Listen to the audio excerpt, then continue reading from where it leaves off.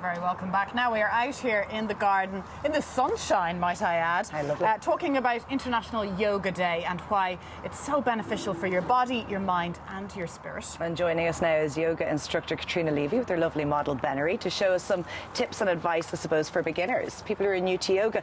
Good morning, ladies. Morning, ladies. First of all, Caitriona, why is yoga so popular even now? Obviously, it's thousands of years old. In the Western world, people have been practicing it for half a century or more, but new generations are still enjoying it and the benefits. Yeah, yoga is 5,000 years old, but in Ireland there are people practicing yoga in the length and breadth of the country. The International Yoga Federation estimate that there are 300 million people in the world practicing yoga, so it's pretty amazing that this practice is happening at such and increasing at such a rate. I think people need some balance in their lives. We all live really hectic, busy lives, and we need to find balance. So for a lot of us, that hour class or hour and a half class is the only break that you have from the rushing around, the treadmill, and a bit of time just to connect inwards. And with all the fads that come and go in the world of exercise, yoga is a trusted class. As Laura said, we're still doing it. Our mums did it, you know. So it works, obviously, and it is about that time out.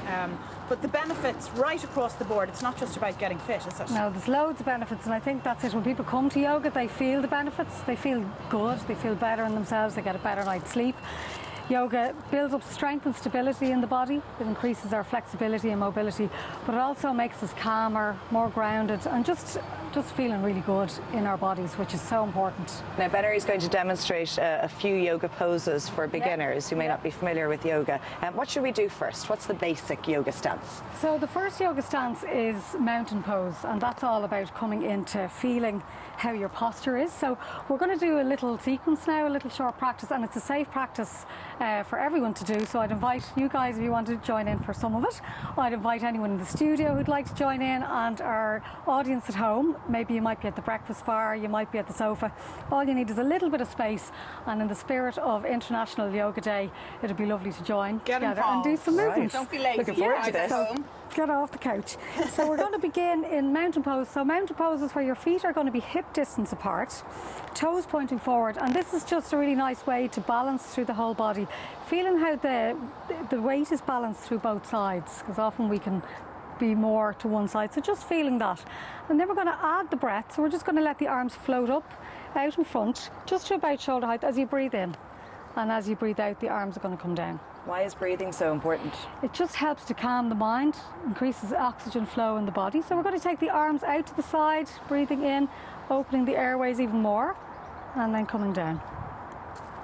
And now we're going to take the arms overhead, so you can just let the arms lengthen up towards the skies that we have today, and just take hold of your left hand with your right wrist. And this allows you to lengthen the side body, lengthen the spine, and just opening the body to the side, come back to centre and go to the second side. People who do yoga on a regular basis, Caitriona, have wonderful posture, don't they? Yeah, it's a great way for you to check in and just to be aware. It's a huge benefit, is that noticing if, you know, a shoulder is raised. Or so we're going to take the feet wide into our warrior pose. This is where I give up. This is where our heels stand in the way. And turning your right foot around 90 degrees. Take the hands on the hips.